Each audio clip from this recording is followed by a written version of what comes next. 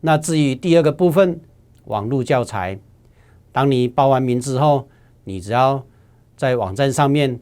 网络资源、自学资源里面，你可以找到这些相关的教材。例如说，我们可以找到一些过去的考古题的样卷，你可以在这里练习，也可以有一些试题以及教材的词汇的下载，你可以点选这个 icon 去网站上面下载一些来练习。当然，哈克网里面有一大堆的资源可以让大家分享，尤其是我们生活课语里面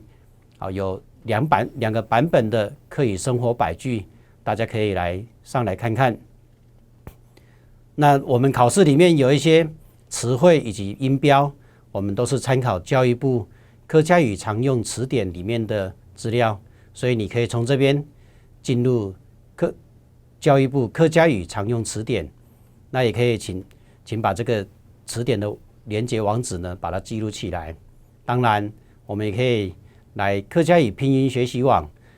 由这个 icon 进来，然后进到这边之后，可以来练习一些客语的拼音。同样的，我们考试里面会有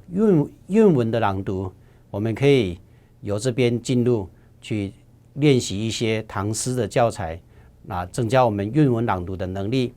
最后，我们这里有线上试考，你可以点选进去来试考看看自己的能力。它里面的情况呢，就是模仿我们真实的考试的情况，你可以来听看看，来测验自己的那个能力，以及了解自己应该要加强的地方。当然会有一些所谓的 bonus， 我们会有一些 LINE 的贴图以及词汇的小游戏，这个可以供大家平常来这边玩一玩来使用。